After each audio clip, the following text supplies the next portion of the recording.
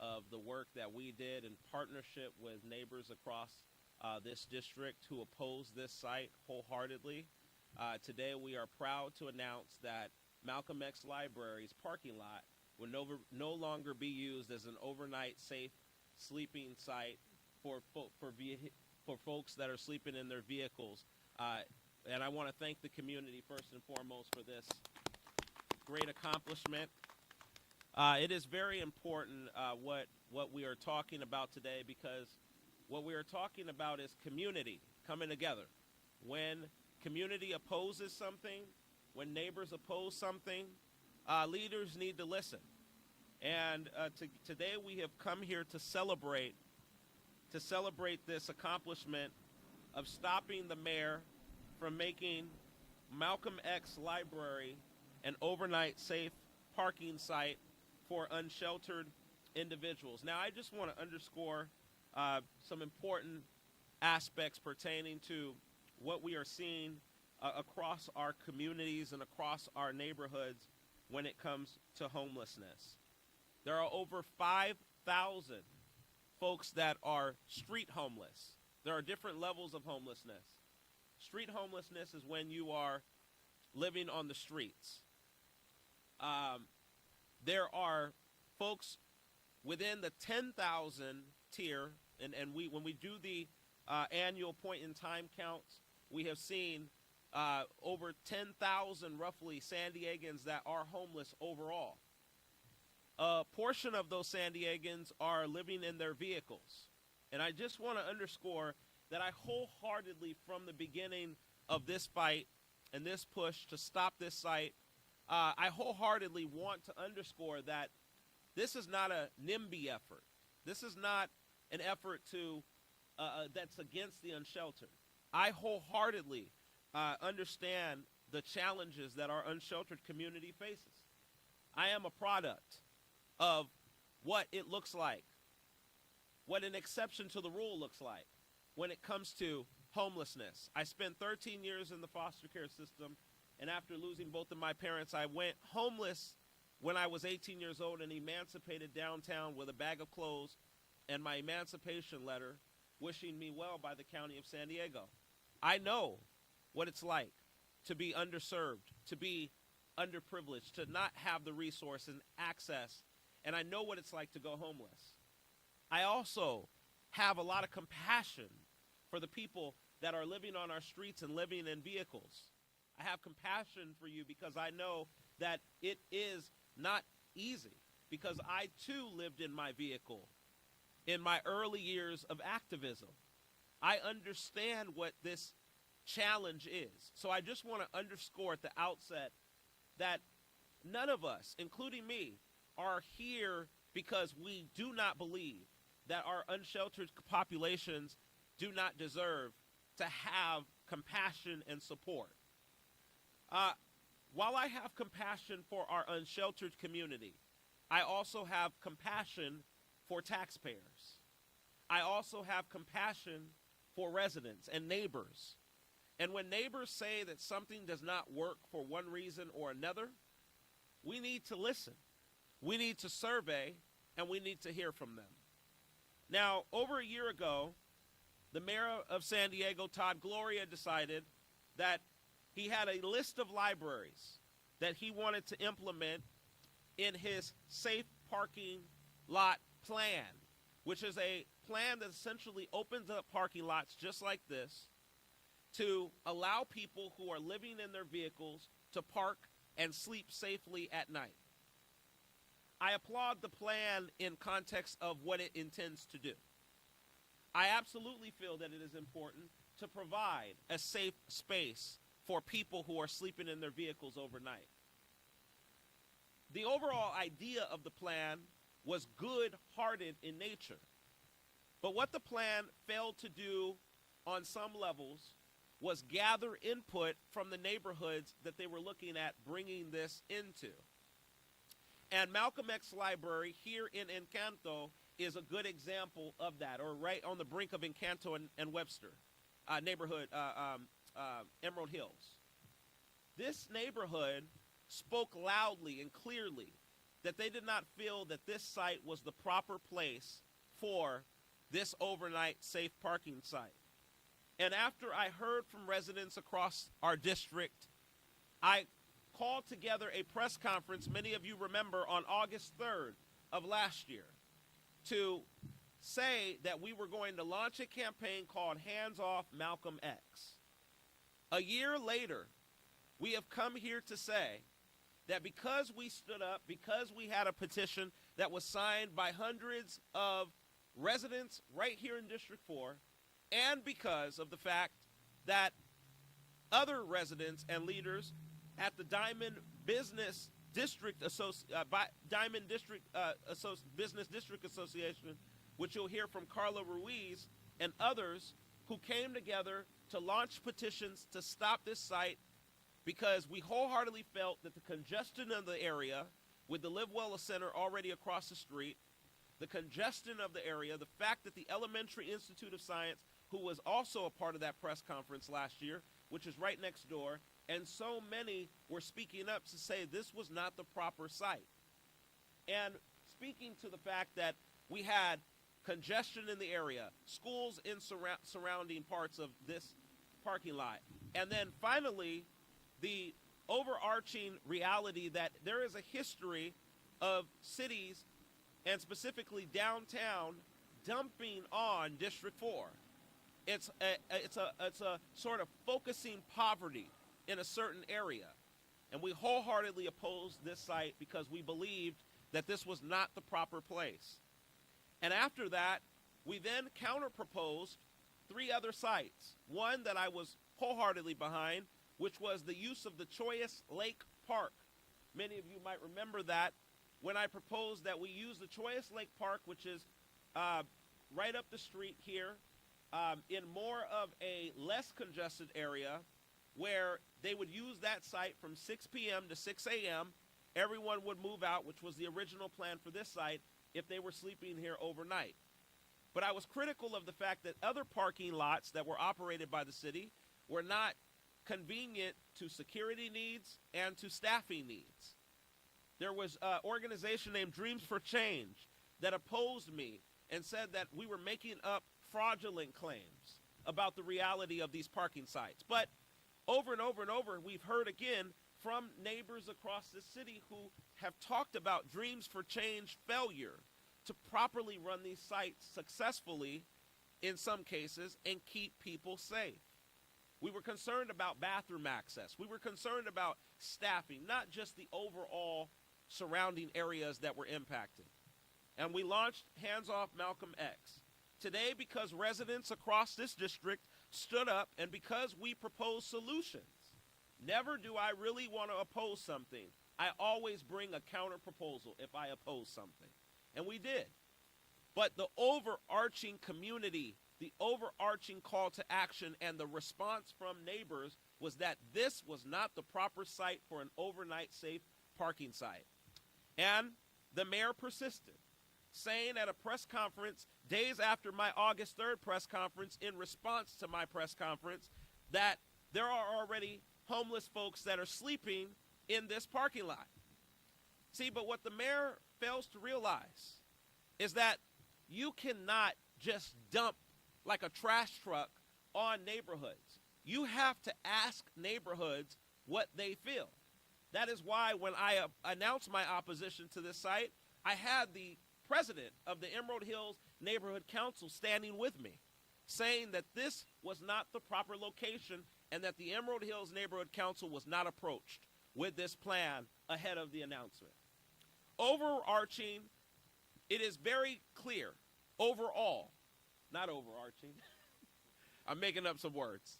Overall, it is very clear across our city that neighborhoods are standing up from Little Italy to Point Loma to Southeastern San Diego, and neighbors want to have their voices heard first.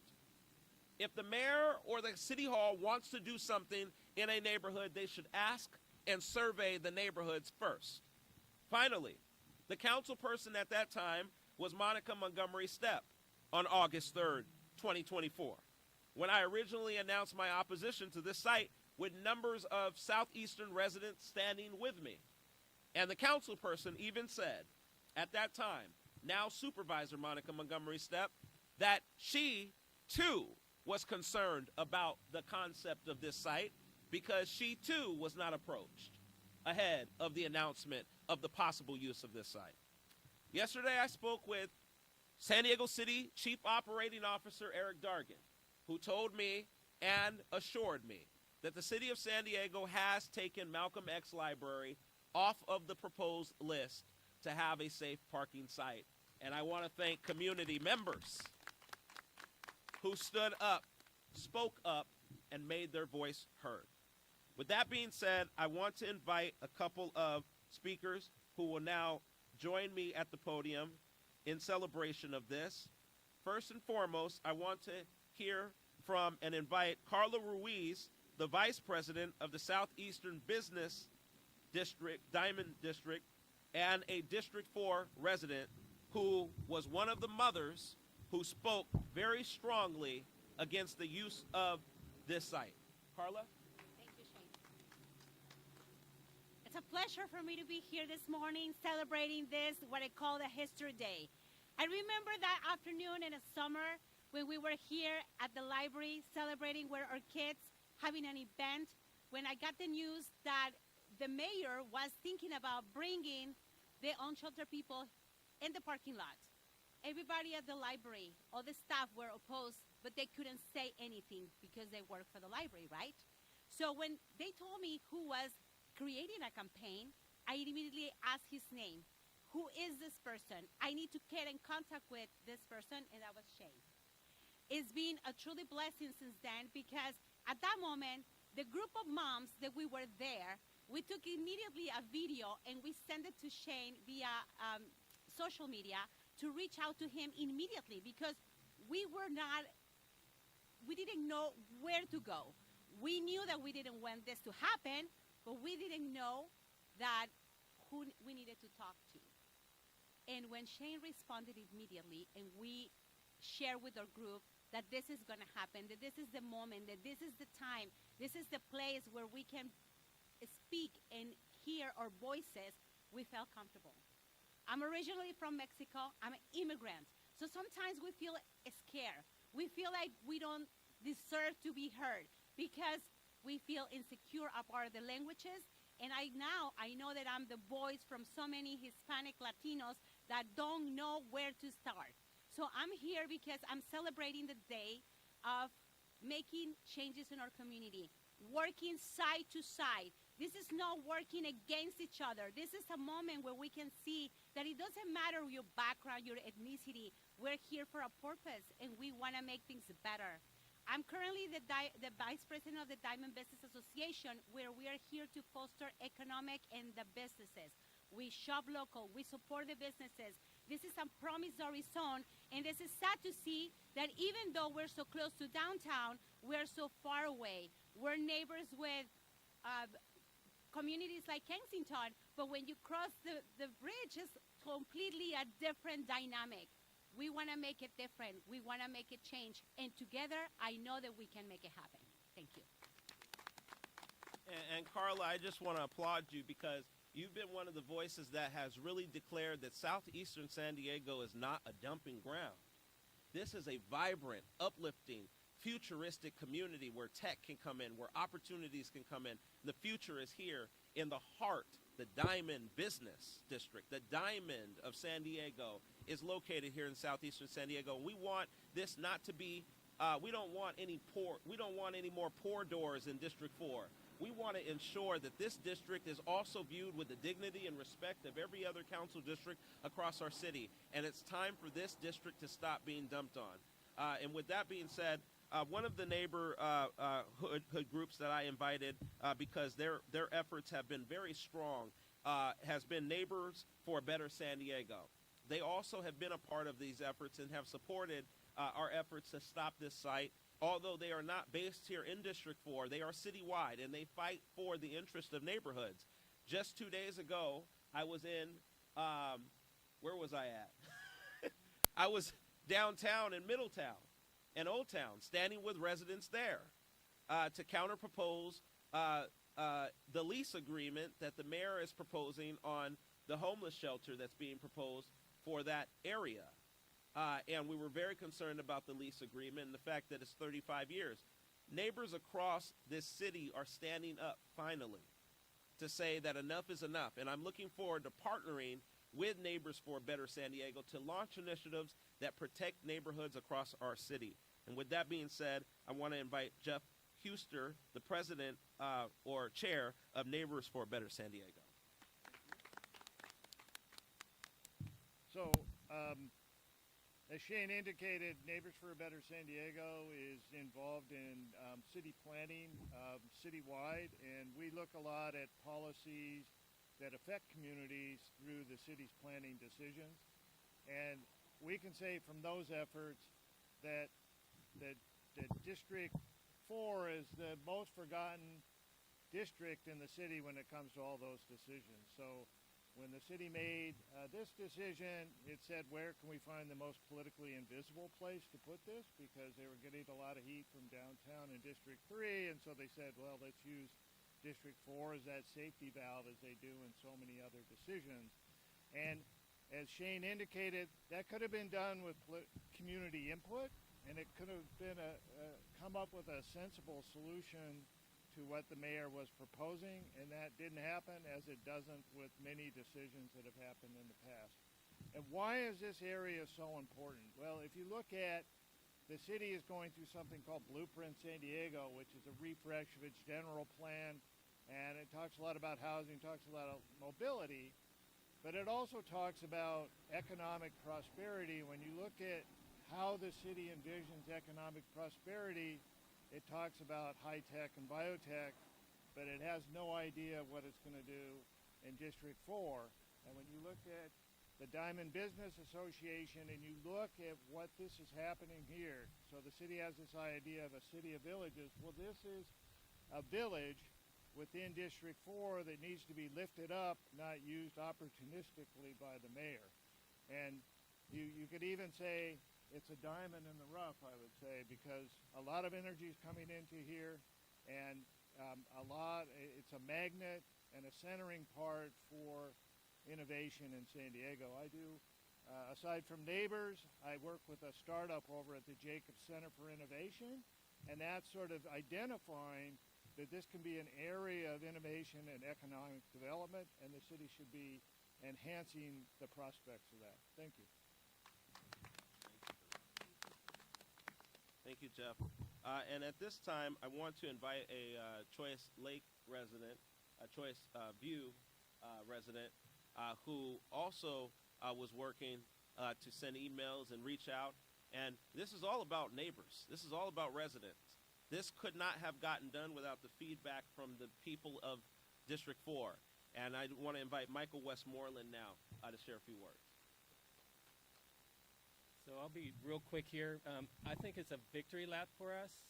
District 4 has always been dumped on. It once was a red line district, and we are trying to change that every day.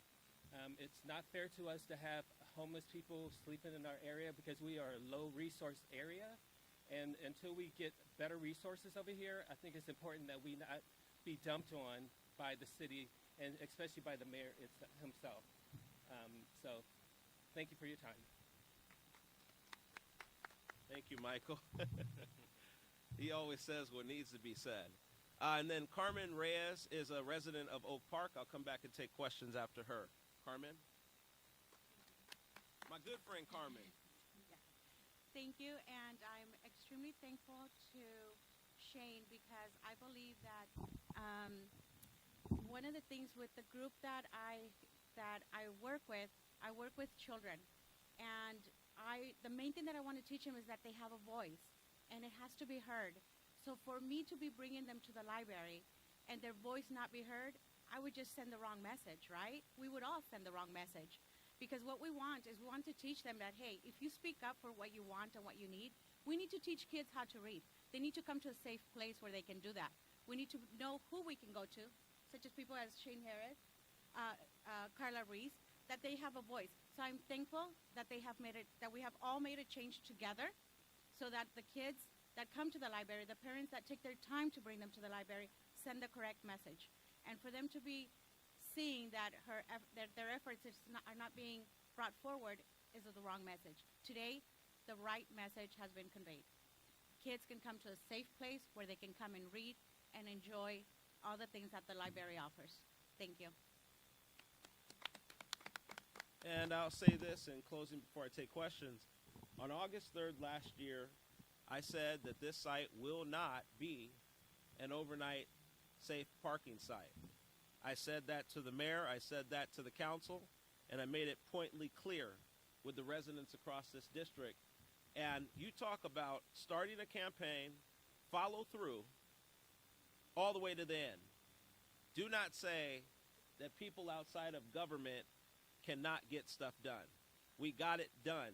We stopped them from using this site, and that is a clear, evident point that the power of neighborhoods when they stand up, when they organize, when they speak. I want neighborhoods across San Diego to know when you feel something is wrong, do not take yes for an answer. Do not be dumped on. Do not be used. Do not be suppressed or oppressed. Speak up, use your voice, and point to the facts. We pointed to the facts. We launched a campaign. Follow through all the way to the end. Job done. Today, that campaign commences. We got the job done.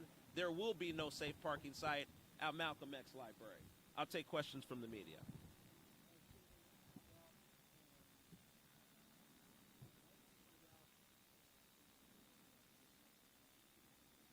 The Chief Operating Officer, Eric Dargan, I confirmed this with him yesterday. I was hearing rumors, so I wanted to just make sure before we held an announcement that it was evidently clear. We knew that they had taken it off months ago, but I can reconfirm that with Eric Dargan, the city's Chief Operating Officer, yesterday. And he confirmed with me via phone that the city had taken this site off of the consideration and it will not be used as a safe parking site due to, they say, not